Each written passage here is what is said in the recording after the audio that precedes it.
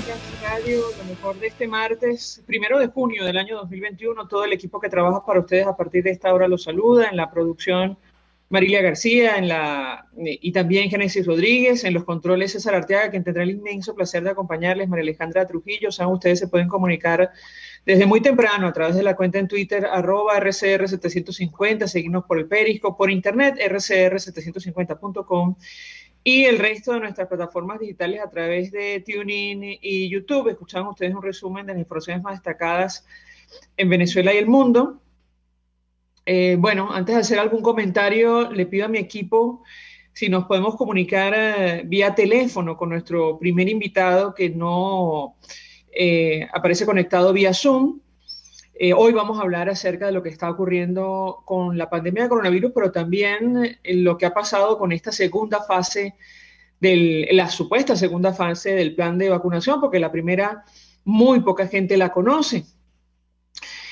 ¿Algún comentario sobre lo que ha ocurrido en las últimas horas? Venezuela confirmó el rescate de 8 soldados venezolanos. Las autoridades venezolanas, y lo tomo de AP, confirmaron el lunes el rescate en el estado Apure de 8 militares que fueron secuestrados en medio de enfrentamientos con grupos irregulares armados colombianos. El gobierno no dio detalles del operativo de recuperación ni sobre qué grupo armado los tenía retenidos. Los militares fueron rescatados el día de hoy, esto está entre comillas, 31 de mayo, mediante una operación denominada Águila Centenaria, indicó el ministro de la Defensa, general en jefe Vladimir Padrino López, en un comunicado difundido en la tarde, en horas tarde-noche del lunes, a través del Twitter. Los militares fueron capturados durante los combates iniciados el pasado 21 de marzo. Las autoridades confirmaron el secuestro el 15 de mayo tras recibir 6 días antes una fe de vida.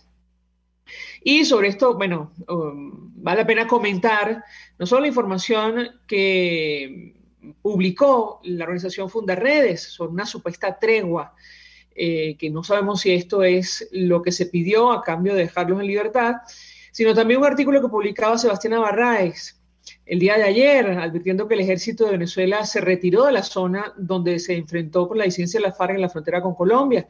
Tras 2 meses y medio de conflicto, el balance arroja 16 militares asesinados, 8 secuestrados, ahora liberados, y algunos desaparecidos. La guerrilla se mostró celebrando la retirada de los uniformados en varios pueblos de Apure. Bueno, esto es el precio que se tuvo que pagar.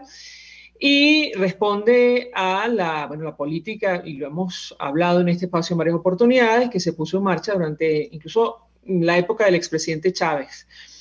Ustedes recuerdan esto de reivindicar la calidad de insurgentes de estos grupos, se le dio ese apelativo, y bueno, de esos polvos, estos lodos, pero en todo caso, estos 8 militares ya fueron liberados. Por cierto, Colombia descartó reabrir la frontera con Venezuela este 1 de junio. Las reacciones ante el decreto emitido a última hora no se hicieron esperar, y lo tomo del Nacional. La Cámara de Comercio de Cúcuta pidió al gobierno de Iván Duque y al régimen de Venezuela dar reapertura a los pasos binacionales. Me dicen que no cae el primer invitado, entonces les ruego, vamos a intentar, de ser posible, a ver si podemos adelantar al segundo. Ya me dirán si tenemos éxito o no. Lenín Danieri, quien tiene información acerca de lo que está ocurriendo en el estado Zulia. Seguramente ustedes sabrán que allí se ha presentado en los últimos días escasez de oxígeno, y esto producto del incremento en el número de casos de COVID-19. De hecho, ayer, según versión oficial, sin tomar en cuenta su registro, se confirmaron 1.365 nuevos contagios de coronavirus. Zulia fue el estado que este lunes presentó el mayor número de casos en 13 de sus 21 municipios. Y estoy tomando del Universal. Esto se ha traducido en largas filas, largas colas para llenar bombonas de oxígeno, no solo en el caso concreto de los centros de salud, sino también de los ciudadanos que están cuidando a sus familiares en casa. Esto ocurre también producto del incremento en el número de casos, y en las últimas horas, ya me da mi equipo si tenemos posibilidad de conversar con Lenín. Si no, podemos adelantar al doctor José Félix Oleta. Pero esto ocurre en momentos en los cuales el gobernador, designado por Nicolás Maduro allí, al margen de la Constitución, Omar Pietro, anunció prácticamente la toma, el control de los distribuidores de oxígeno en la región. Distribuidores se quedan sin oxígeno ante alta demanda, lo tomo del pitazo, largas colas se registran en las plantas de llenadero para recargar las bombonas de oxígeno, fuentes médicas reportan la muerte de pacientes por la escasez del gas medicinal. Esta es una denuncia que publicaba ayer el Pitazo, una nota que, suscribe la periodista Natalie Angulo. Nos acompaña Lenín Danieri. Lenín, 1.000.000 de gracias por atendernos. Él está en el Zulia, te hemos seguido en redes sociales, es periodista, freelance, y bueno, que puedes compartir con nosotros. Preocupa y mucho lo que hemos visto en redes sociales. Decíamos que ayer las fuentes, o la información oficial, mejor dicho, que se publicaba sobre el avance de la pandemia, advierte que el Zulia sigue siendo el estado con mayor número de casos, al menos en las últimas horas. Bienvenido, Lenín, gracias por atendernos, te escuchamos. Hola, saludos a ti y a toda la audiencia. Bueno, es que cómo no serlo si tenemos todo en contra para mantener a raya la COVID-19. No tenemos electricidad, hay racionamientos constantes, hay fallas constantes en nuestro fluido eléctrico, no tenemos agua potable. ¿Cómo previenes lavándote las manos si no tienes agua? No hay gasolina, la movilidad está muy comprometida porque el combustible se consigue en el mercado negro, que han creado un grupo de delincuentes, porque hay que llamarlos así, que se han encargado de abastecer ese mercado negro. Y ahora, para colmo, viene el gobernador y se le ocurre la maravillosa idea de tomar las plantas de llenado de oxígeno, porque él dice que bueno, que está muy costoso y que para proteger al pueblo. Él prácticamente detuvo la dinámica que ya existía en ese proceso de comercialización del oxígeno, y trastocó todo el proceso de distribución del oxígeno. Por supuesto, eso tuvo consecuencias. De hecho, también me han llegado datos y cifras de personas que lamentablemente han muerto porque hay casos. Yo entrevisté a un señor que me decía, mira, mi papá consume 2 y 3 bombonas de oxígeno diarias. Yo todos los días tengo que salir a estar buscando bombonas porque no puede estar sin oxígeno. Entonces el pobre hombre estaba ahí desde la madrugada esperando a que lo pudieran atender y empezaron a racionar el oxígeno. Entonces resulta que tú te llevas una bombona grande. Yo decía, mira, estamos a llenar la mitad porque hay un grupo de personas aquí y todas necesitan oxígeno. Entonces, ese tipo de decisiones que yo no entiendo que se toman sin ningún tipo de estudio técnico, sin ningún tipo de análisis previo, que por el contrario, más bien por el contrario, lo que hacen es causar muertes en cualquier país normal y común. Ya el Ministerio Público estuvo investigando una decisión como esta que prácticamente acabó con la vida de muchas personas acá en el Zulia a consecuencia de esta decisión, ¿no? Y volviendo al tema de la crisis de servicios públicos, nosotros tenemos todo en contra, todo. Una vez yo hice un taller sobre la COVID-19 y le pregunté eso a una especialista hindú. Y me decía, mira, yo le decía, mira, ¿cómo hacemos para cuidarnos en Venezuela con todas las fallas que tenemos nosotros de servicios públicos, con las fallas en los hospitales, con las fallas en los insumos, fallas de medicamentos que son en extremo costosos, falla el agua, falla la luz? Y me dice, mira, primero 2 cosas. Tú tienes que, todo es COVID mientras se demuestre lo contrario. Mientras tú no puedas demostrar lo contrario, que sea COVID o no, tienes que tratar lo que tienes como la COVID. Porque tienes absolutamente todo en contra, me decía esta señora. Tienes todo en contra. Cuando no hay las condiciones mínimas para que tú puedas defenderte y mantener a raya la COVID-19, tanto a ti como en tu familia, tienes que actuar de esta forma. Y bueno, nos ha tocado hacerlo así, porque lamentablemente todo se en contra, todo. Es realmente complicado vivir acá en el Zulia, porque lo más mínimo, lo más sencillo, lo más fácil, lo más elemental, se ha convertido en toda una odisea. Ahora, Lenín, un poco para ahondar en este tema del oxígeno, francamente nos sorprendió y nos preocupó, obviamente, porque hace algunos días el régimen de Nicolás Maduro y su canciller Jorge Arreaza se ufanaban de la donación de miles de bombonas de oxígeno, por ejemplo, a Brasil en la actual coyuntura. Yo te pediría un comentario que dicen las autoridades al respecto. Te escuchamos. Mira, yo no entiendo si tomamos en cuenta que justo en este momento hay tantas fallas, inclusive desde antes de la toma de esa idea salomónica del gobernador de Zulia de tomar las plantas de llenado. Ya había problemas también para el suministro de suministro de oxígeno. De hecho, muchos hospitales, la mayoría, de hecho, solo a salvo de los centros centinelas, tienen la posibilidad de surtir o darle oxígeno a los pacientes que están complicados o que lo requieren. La mayoría de los ambulatorios, hospitales pequeños, tienen como que para medio estabilizar mientras algún familiar consigue un transporte para llevarse a ese paciente desde, por ejemplo, Machique, la Villa del Rosario, hasta el hospital Centinela, entre comillas, que es el hospital universitario. A ver si tienen suerte, si consiguen un cupo, si no los tienen que poner en un pasillo, porque ya el hospital está tan colapsado que las áreas de emergencia de atención de adultos, por ejemplo, están tan colmadas que están comenzando a poner camas en los pasillos para poder albergar a los pacientes. O sea, una situación bastante compleja, porque la red de salud primaria, o sea, pues ya hablo de ambulatorio, CDI, no está en condiciones, o sea, no tienen, por ejemplo, la cantidad suficiente de oxígeno para poder por lo menos estabilizar o atender pacientes complicados. Entonces, es como que un esquema muy centralizado, de que si el paciente está muy mal, hay que llevarlo a un hospital Centinela. Por supuesto, el hospital Centinela va a colapsar, porque están llevando pacientes en la mayoría de los municipios, que no son 2 ni 3, hay unos cuantos pacientes que se están moviendo porque están comprometidos en su capacidad respiratoria. Entonces genera el colapso en estos hospitales. Si ellos atendieran, si ellos mantuvieran estos hospitales, estos CDI, estos hospitales,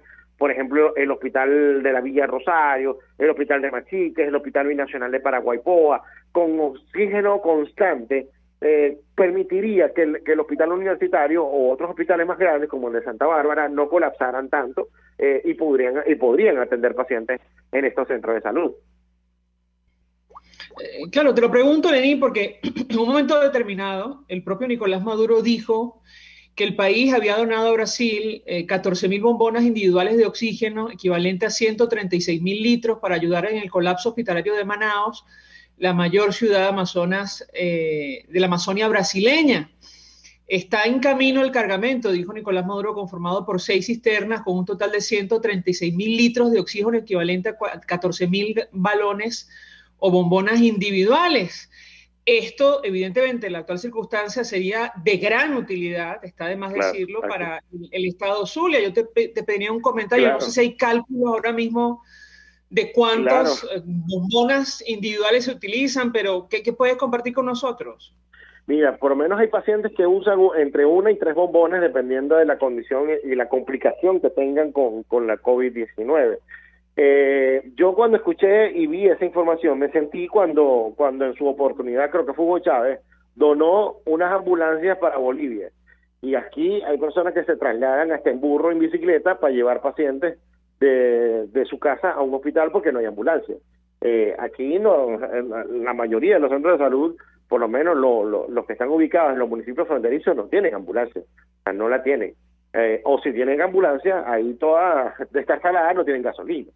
Entonces, darse cuenta de la magnitud de una decisión como esa, que tan necesario podría ser acá, sobre todo acá en el Zulia, tomando en cuenta lo que te comento, mira, es indignante, porque ¿qué está pasando también? La poca confianza que tiene la población en los centros de salud, porque a quienes van a los hospitales son los que más graves están. Pero hay otros que tienen ciertas complicaciones que pues, si bien es cierto, están delicados de salud, pero sus familiares deciden no llevarlos a los hospitales. Entonces hay casas que se han convertido en hospitales. Entonces resulta que esas casas están buscando oxígeno como locos en las distintas empresas, y resulta que unas están cerradas, otras no tienen oxígeno, porque resulta que al hombre se le ocurrió la fabulosa idea de, bueno, vamos a tomarla porque vamos a garantizar que el oxígeno se venda en $17, que es para el pueblo. O sea, mira, de verdad es realmente triste que este tipo de cosas esté ocurriendo. Entonces, para colmo, en esas casas que se han convertido en hospitales, les quitan la luz por racionamiento. Entonces, dime tú, o sea, ¿cómo hacemos? complicado, ¿no? Lenín, si me permite, tengo que hacer una pausa para ir a publicidad. No sé cómo estás de tiempo, si puedes, te ruego permanezca unos minutos más, porque hace días comentábamos con varios especialistas, con médicos en nuestro país, las imágenes que le dieron la vuelta al mundo, me parece que del hospital de Maracaibo, donde los pacientes, los fallecidos producto del COVID-19, digamos, los cuerpos tenían que ser arrastrados por las escaleras por la falta Sí, de ascensores. Y yo, sí. yo te pediría un comentario sobre este tema, porque en buena medida esta situación, estas condiciones de salubridad explican, bueno, lo que está ocurriendo. Te ruego permanezca unos minutos más, de ser posible. Al regreso te doy la palabra para ahondar en este tema. Ya venimos. Usted escucha Palabras Más, Palabras Menos en RCR 750 AM. Puedes seguirnos en nuestras redes sociales. En Twitter, @RCR750, la radio que se ve. Mensaje del ingeniero José Peraza, tesorero del FONPRES CIB. Estimado colega ingeniero, arquitecto y profesional afín, el Colegio de Ingenieros de Venezuela y el Fondo de Previsión Social, preocupado por la salud de tu familia, ha diseñado un sistema de salud integral que coloca a tu disposición y que contiene asistencia primaria de salud, ambulancia, hospitalización, cirugía, oftalmología, dermatología, fisioterapia, psicología, odontología, farmacia y funerario. Para mayor información, visítanos a nuestros portales cib.net.be, fonprescib.net.be, Colegio de Ingenieros de Venezuela, construyendo futuro. Mis amigos, quiero hablarles de Dilab Biodiagnóstica, un nuevo laboratorio clínico con un concepto original. Además de estar dotado con los equipos de la más reciente tecnología y el personal de más alta calificación, Dilab Biodiagnóstica te ofrece ambiente y trato amables y los precios más económicos en todos tus exámenes de laboratorio. Pide tu cita en el 0212-945-5788. Dilab Biodiagnóstica, precisión y confianza en laboratorio clínico. Todos las piensan, todos las escuchan y María Alejandra Trujillo te las dice. Palabras más, palabras menos. Continuamos, amigos, palabras más, palabras menos, hablando acerca del avance de la pandemia de coronavirus en nuestro país. Nos acompaña el periodista Lenín Danieri, periodista de Estado Zulia, ahora mismo freelance, pero digamos ha trabajado en varios medios de comunicación, Lenín, y hace seguimiento además a través de su portal y sus redes sociales sobre lo que está ocurriendo. Bueno, a través de él nos enteramos, entre otras cosas, los detalles de lo que está pasando con la escasez de oxígeno en medio de esta coyuntura. Y Lenín, yo te dejaba una inquietud sobre la denuncia que publicaron algunos medios de comunicación regionales y que le dio la vuelta al mundo sobre lo que estaba ocurriendo a principios de mayo en el Hospital Universitario de Maracaibo. Allí aparecían imágenes de los cuerpos que tenían que ser arrastrados por las escaleras, personas fallecidas producto de la pandemia. ¿Qué puedes decirnos? Te escuchamos. Mira, yo tengo una anécdota sobre eso, ¿no?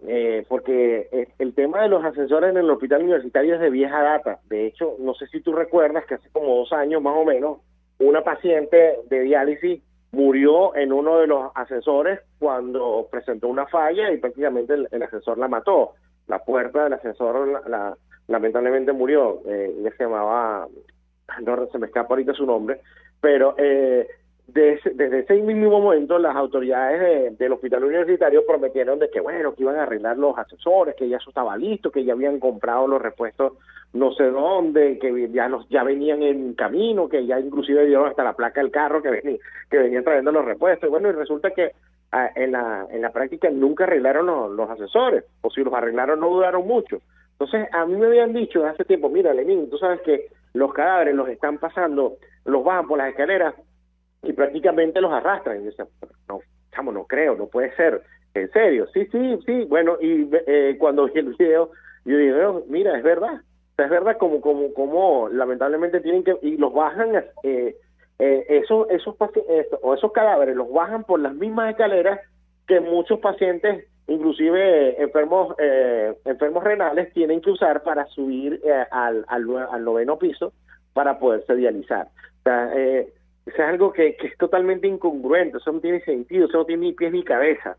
O sea, Yo he visto casos de enfermos renales que me han dicho, mira, me van a dializar, entonces no solamente el problema de subir los 9 pisos, sino al bajarlos, porque cuando ellos se dializan, se descompensan un poco, están mareados. Es realmente complejo el tema de la infraestructura de salud, y ahí es donde vamos. Desde el 2016, más o menos, el Colegio de Médicos, los colegios profesionales de salud le han dicho al gobierno en reiteradas oportunidades, desde el Zika, chikungunya, o sea, desde tantas enfermedades que nos han azotado, le han dicho, miren señores, arreglen los hospitales, es necesario reparar la estructura hospitalaria que está vuelta un desastre, que no sirve en lo absoluto.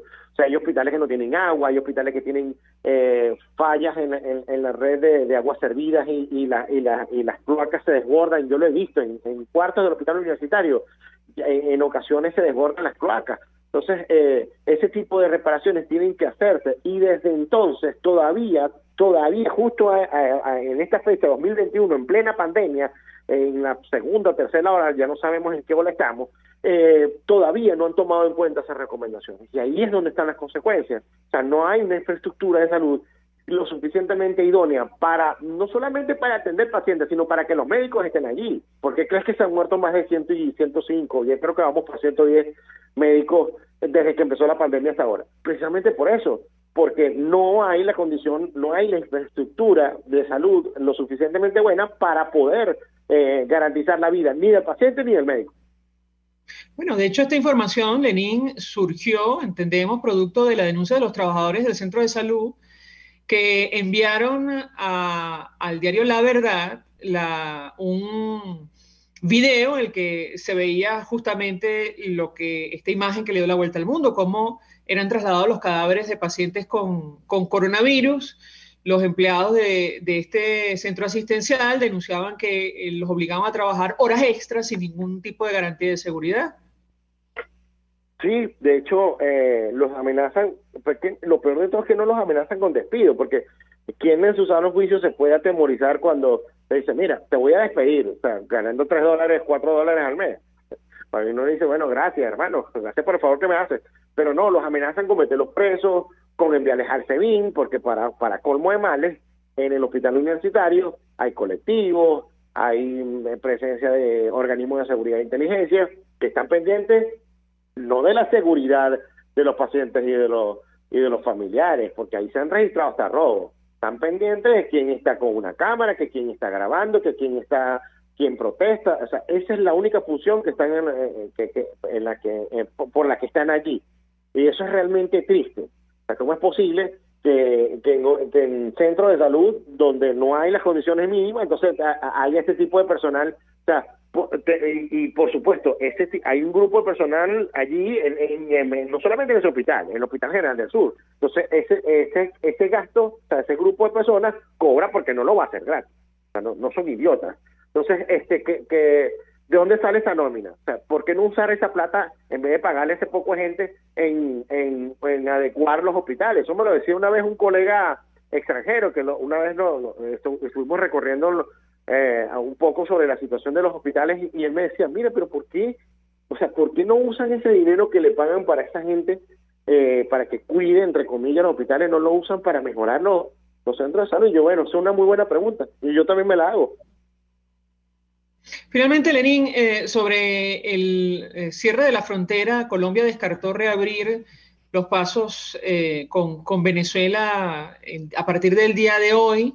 Ha habido toda clase de reacciones, comentábamos alguna con la audiencia de la Cámara de Comercio de Cúcuta pidiendo al gobierno de Iván Duque y al régimen de Venezuela dar apertura a los pasos binacionales. Yo te pediría un comentario, porque el argumento que se da del lado venezolano es que, bueno, ellos quieren evitar que otras variantes ingresen por la frontera a nuestro país, y lo cierto es que la gente sigue cruzando, pero por los pasos irregulares, sin ningún tipo de control o, digamos, de materiales de bioseguridad, es decir, ningún tipo de medida que garantice la seguridad sanitaria, al menos en esta zona de nuestro país. ¿Qué puedes decirnos al respecto? Te escuchamos.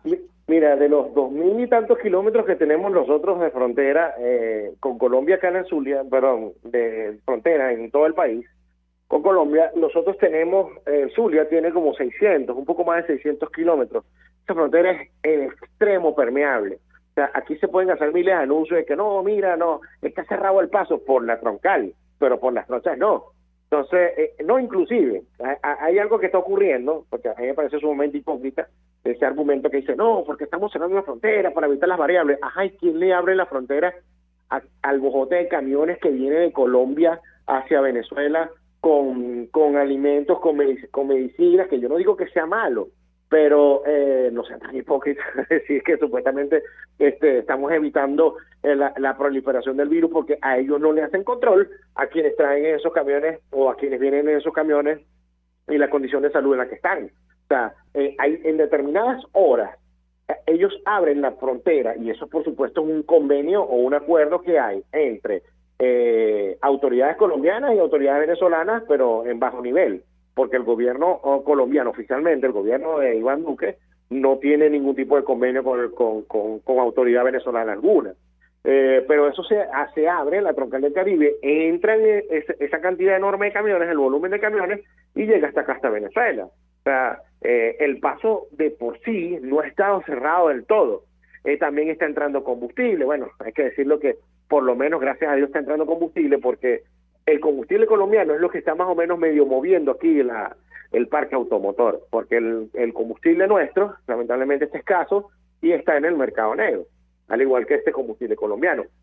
Entonces, nuestra frontera es muy, muy extensa y muy amplia y no hay control. O sea, nunca ha habido control, inclusive desde que inició la pandemia. No hay un plan epidemiológico o no hubo un plan epidemiológico lo suficientemente efectivo en la frontera. Entonces fueron tan torpes en una primera instancia que en vez de colocar el primer punto de control para la atención de migrantes que entraban a Venezuela en ese momento, o sea, lo colocaron en Paraguaypoa y no en Paraguachón, en la raya. O sea, dejaron que las personas entraran a nuestro territorio, se distribuyeran por la cantidad de trochas y burlaran este paso. O sea, son decisiones totalmente absurdas y ahí están las consecuencias. Por eso es que en estos momentos nosotros en el Zulia tenemos una elevada estadística no solamente por eso, por el tema de los fronterizos, sino por el tema de los servicios públicos. Como te decía, nosotros no tenemos las condiciones mínimas para prevenir la COVID-19. Lenín Danieli, gracias por atendernos, acompañarnos la mañana de hoy. Expresando su opinión, su análisis, compartiendo información valiosa sobre lo que está ocurriendo en el estado Zulia, que, es noticia no solo por el incremento en el número de casos, lidera la lista, hasta ayer era la entidad que presentaba el mayor número de contagios, según información oficial. Ahora también tiene que lidiar con la escasez de oxígeno en medio de esta coyuntura. Por cierto, nos llama la atención del reporte de Lenín, el estado Zulia, que fue durante muchos años el mayor productor de petróleo en Venezuela, ahora depende de la importación y a veces irregular de gasolina desde Colombia. Lo decía Milton Friedman, siempre lo citamos. Si usted coloca un gobierno federal, decía él se refería a un gobierno socialista, planificador, a cargo del desierto del Sahara, en 5 años habrá escasez de arena. Vamos a la pausa, a regreso venimos con más. Estás escuchando Palabras Más, Palabras Menos, por RCR 750 AM. Puedes seguirnos en nuestras redes sociales. En Twitter, @RCR750, la radio que se ve. Mensaje del ingeniero José Peraza, tesorero del FOMPRES CIB. Estimado colega ingeniero arquitecto y profesional afín, el Colegio de Ingenieros de Venezuela y el Fondo de Previsión Social, preocupado por la salud de tu familia, ha diseñado un sistema de salud integral que coloca a tu disposición y que contiene asistencia primaria de salud, ambulancia, hospitalización, cirugía, oftalmología, dermatología, fisioterapia, psicología, odontología, farmacia y funerario. Para mayor información, visítanos a nuestros portales cib.net.be, FOMPRESCIB.net.be, Colegio de Ingenieros de Venezuela, construyendo futuro. En Global Therap seguimos comprometidos con tu rehabilitación física, te ayudamos a recuperarte de tu posoperatorio y en el alivio del dolor. Búscanos en el Centro Comercial Multiplaza Paraíso Nivel Empresarial 2 a través de Twitter e Instagram o llámanos al 0412-256-1104. Y no olvides lavarte las manos con agua y jabón y cumplir con el distanciamiento social. Global Therap y despídete del dolor. Hola amigos, soy María Corina Machado. Todos los martes María Corina estará contigo por RCR 750 AM. Acompáñenme de 1 a 2 de la tarde. Contigo, María Corina. Todos los martes, contigo. Solo por RCR 750 AM. Porque lo bueno une. RCR 750 AM. Porque lo bueno une. Información, opinión, contraste. María Alejandra Trujillo está en Palabras Más, Palabras Menos. Palabras más, palabras menos, y decíamos que se inició este fin de semana, en teoría, y lo ponemos entre comillas, como lo hace, por cierto, buena parte de la prensa internacional, la segunda fase del plan de vacunación contra el coronavirus en nuestro país. La primera, muy poca gente la conoce. Hablamos del tema con el doctor José Félix Soleta. Le agradezco profundamente recibir una vez más nuestra llamada. Exministro de Sanidad y Asistencia Social, forma parte de la red Defendamos la Epidemiología Nacional. Doctor, gracias por atendernos. Buenos días. Muy buenos días, María Alejandra. A su orden. Pues muchas inquietudes que compartir con usted acerca de lo que está ocurriendo en nuestro país. Esta segunda fase, yo le pediría, supuesta segunda fase del plan de vacunación masivo contra el coronavirus en nuestro país. Un primer comentario.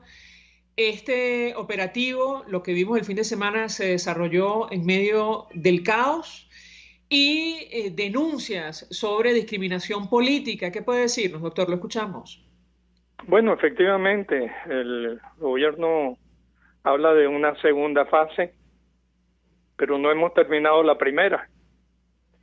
Las estimaciones del número de médicos que han sido vacunados a nivel nacional probablemente no alcancen ni siquiera el 50% de los médicos activos. Así que comenzamos con desorden.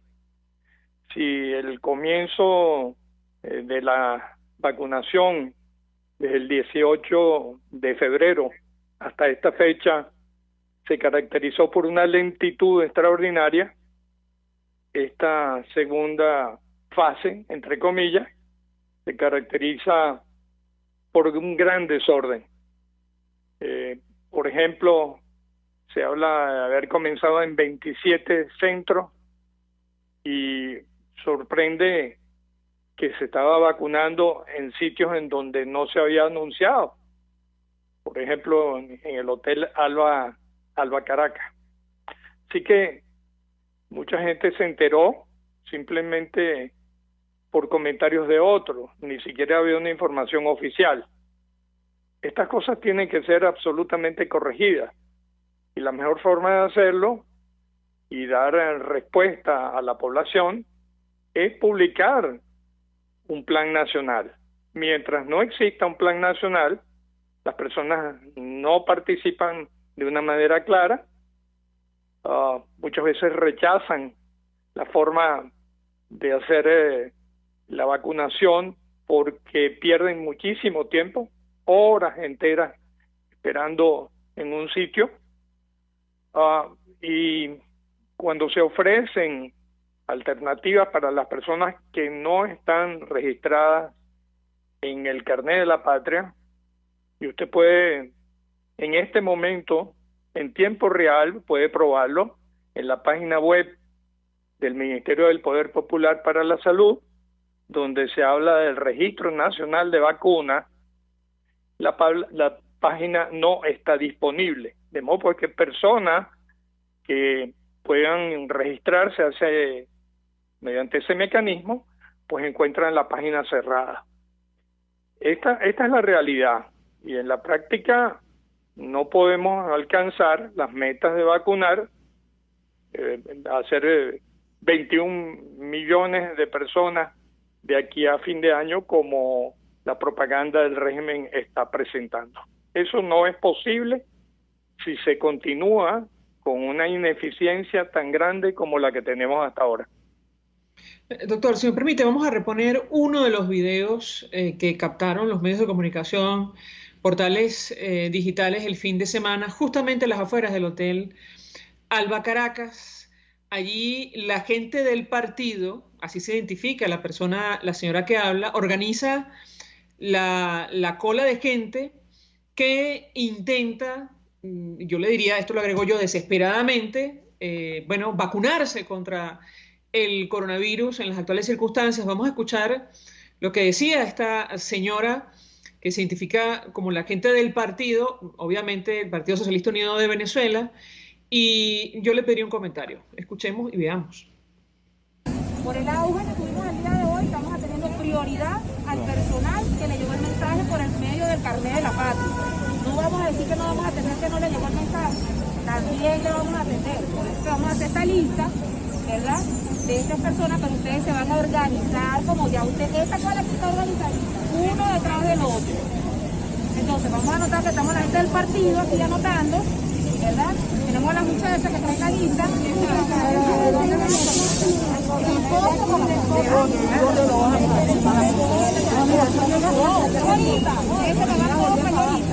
Yo voy a pasar la lista con su nombre, apellido y número de cédula. Tenemos a la gente del partido aquí anotando, no la gente del Ministerio de Salud, no personal sanitario. Doctor, yo le pediría un comentario, lo escuchamos. Bueno, si una de las características ha sido la ineficiencia, la otra es la inequidad. Estos testimonios lo que reflejan es la aplicación de privilegios para grupos de personas, en este caso inscritos en un partido, y eso es inaceptable desde el punto de vista de una acción de esta naturaleza que lo que busca es la aplicación universal de vacunas. El derecho a la salud no puede hacer ni privilegios ni exclusiones. Tiene que ser equitativo, tiene que ser universal para todos los ciudadanos sin discriminación. Y usted, al promover privilegios de grupo, pues simplemente le está quitando la oportunidad a personas que por razones de exposición, de riesgo o de vulnerabilidad son más susceptibles o tienen la posibilidad de padecer la enfermedad de una manera más grave. Sobre esto hemos visto, por ejemplo, que no se conservan esos criterios de priorizar a las personas que están más necesitadas de vacunar. Y usted está viendo, por ejemplo, que se saltan los criterios, por ejemplo, de vacunar personas menores de 59 años, cuando los primeros que deberían ser vacunados, junto con los médicos y las personas que tienen comorbilidades, son las personas de edad. Así que no es posible, hay un verdadero caos, como usted decía, en la aplicación de la vacuna en este momento. No puede haber privilegio. Ahora, doctor, es decir, las sociedades científicas, las academias, personal especializado en nuestro país, no extranjero, en nuestro país ha ofrecido su ayuda permanentemente para tratar de organizar esto. Yo le pediría un comentario, porque la OPS creo que debe estar al tanto de esta situación, es evidente. Se instaló una mesa técnica, yo no sé si estas cosas se discuten allí. ¿Qué puede decirnos al respecto? Lo escuchamos. Bueno, la información que tenemos es que este viernes va a producir una muy esperada reunión de esa comisión técnica donde participa la PS, otros organismos de Naciones Unidas, con UNICEF y algunas de las sociedades científicas junto con la Academia Nacional de Medicina, convocada por el Ministerio del Poder Popular para la Salud. Y esto significa la primera reunión en 5 semanas. Ojalá esa reunión se dé, ojalá se lleguen a acuerdo que mejoren las condiciones de la vacunación como se están haciendo en este momento.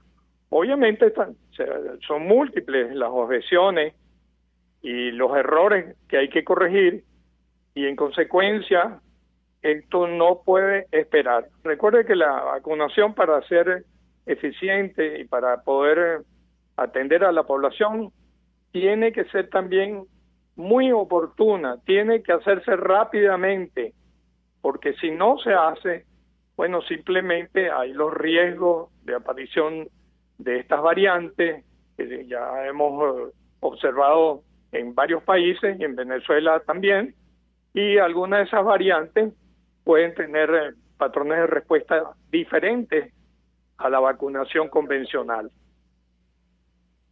Ahora, tengo que preguntarle, doctor, porque comentábamos un mensaje de la presidenta de la Sociedad Venezolana de Infectología.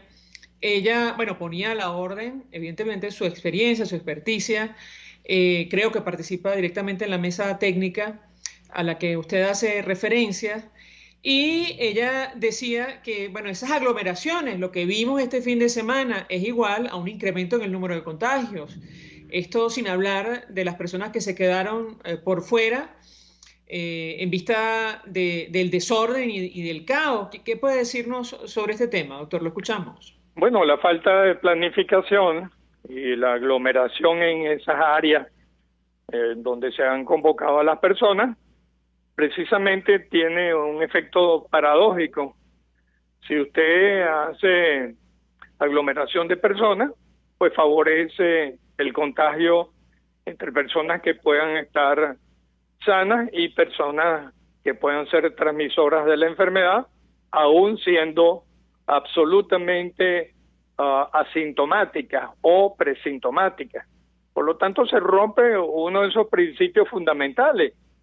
Usted no puede tener aglomeraciones para lograr una adecuada vacunación. Las personas deberían ser citadas en horas y en momentos, en espacios libres, en espacios suficientemente amplios, para que esa vacunación fuera rápida y el riesgo de contagio fuera el mínimo posible.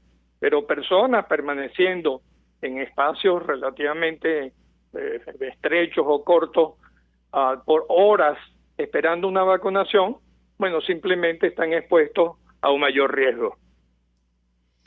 Doctor, hablemos de algunos detalles de los que no habla, por ejemplo, el régimen de Nicolás Maduro y que son vitales.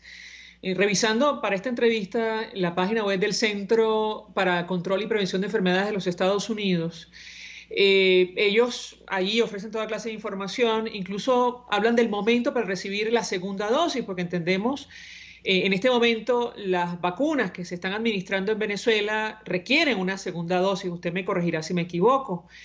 Ahora mismo pienso en la Sputnik V, por ejemplo, o incluso la vacuna china. Dice este portal informativo que, bueno, se debe dar la segunda dosis en las próximas 3 semanas, 21 días después de la primera.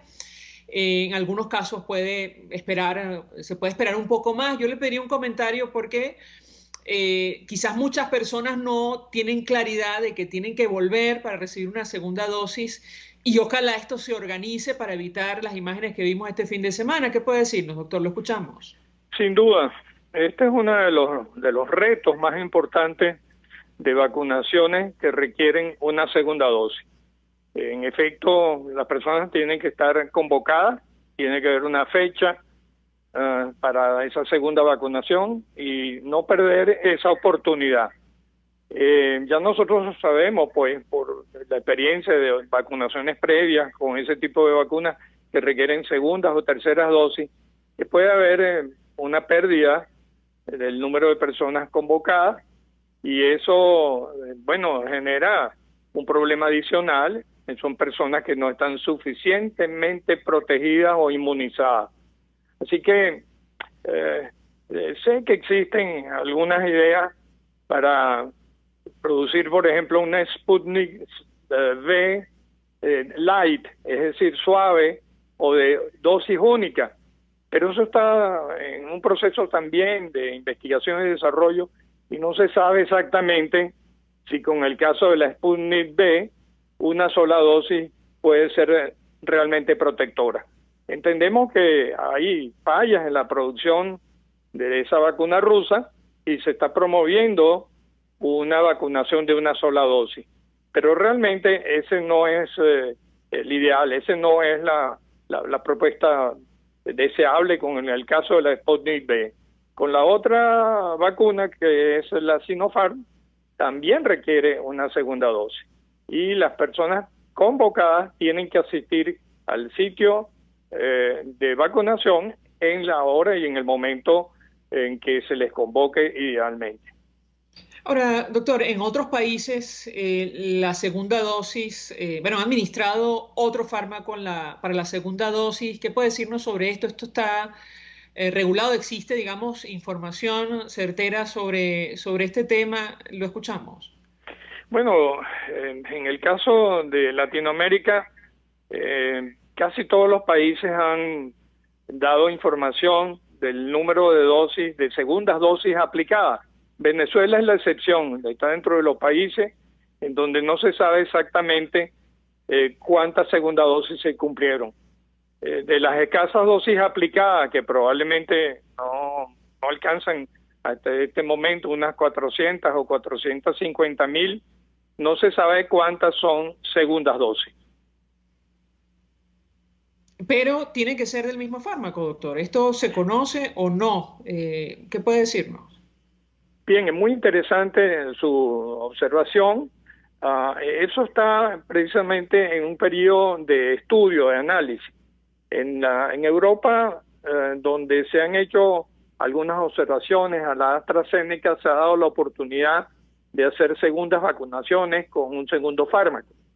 Pero no es lo habitual. Es una pregunta que todavía no está respondida suficientemente y se supone que hay una buena respuesta aún combinando segundas dosis con una vacuna diferente. No obstante, como digo, no hay una precisión, una exactitud en la respuesta y por lo tanto debemos esperar los resultados, la experiencia de vacunar a personas con segundas dosis de otra marca, de otra denominación. Tenemos que hacer una breve pausa para la publicidad. Se lo pregunto, doctor, porque Nicolás Maduro anunciaba, como anunció en su momento, y le decimos con incluso preocupación y tristeza, que ya a estas alturas se iban a haber administrado 10 millones de dosis de Sputnik V. Eso no ocurrió, pero él anunciaba que probablemente en julio llegarían las primeras dosis en el marco del mecanismo COVAX y que Venezuela podría recibir hasta 5 millones de dosis de biológicos. Inicialmente, digamos, el régimen de Nicolás Maduro está pidiendo de la marca Johnson & Johnson, que requiere solo una dosis para su aplicación, y pensando en eso, por eso le trasladaba la inquietud. Yo le ruego que permanezca unos minutos más, de regreso quisiera su comentario sobre este tema del COVAX y la cobertura que es necesaria en Venezuela para alcanzar la denominada inmunidad de rebaño, esa protección para evitar que el virus siga propagándose o lo haga con más lentitud en nuestro país. Le ruego que permanezca unos minutos más, al regreso le doy la palabra para contestar. Ya venimos. Escuchas a María Alejandra Trujillo en Palabras Más, Palabras Menos, por RCR 750 AM. Sintonícenos a través de Periscope, @RCR750, la radio que se ve. Mensaje del ingeniero José Peraza, tesorero del FOMPRES CIB. Estimado colega ingeniero, arquitecto y profesional afín, el Colegio de Ingenieros de Venezuela y el Fondo de Previsión Social, preocupado por la salud de tu familia, ha diseñado un sistema de salud integral que coloca a tu disposición y que contiene asistencia primaria de salud, ambulancia, hospitalización, cirugía, oftalmología, dermatología, fisioterapia, psicología, odontología, farmacia y funerario. Para mayor información, visítanos a nuestros portales cib.net.be, fomprescib.net.be, Colegio de Ingenieros de Venezuela, construyendo futuro. Mis amigos, una empresa comprometida y responsable con su personal es una empresa segura, y Produzca es la compañía pionera en Venezuela que ofrece la mayor cantidad de equipos de comprobada calidad para garantizar la seguridad integral de toda la nómina industrial de cualquier empresa. El catálogo de Produzca es inmenso, todo tipo de guantes, cascos, accesorios y productos varios de protección para tu personal. Conoce más de Produzca en www.produzca.com. Produzca, seguridad en tu empresa de los pies a la cabeza. Se dicen, se ocultan, se piensan, se descubren. Palabras más, palabras menos. con María Alejandra Trujillo.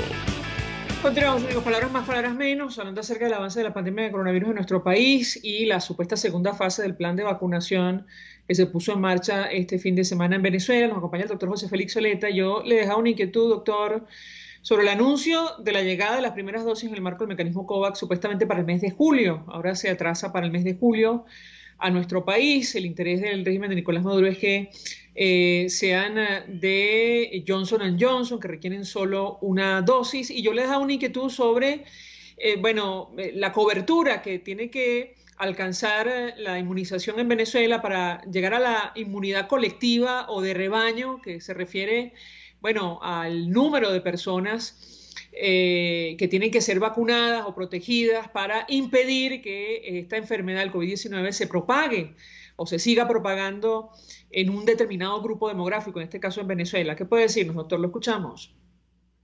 La consideración es que usted no puede llegar a COVAX y hacer la selección de la vacuna que usted quiere.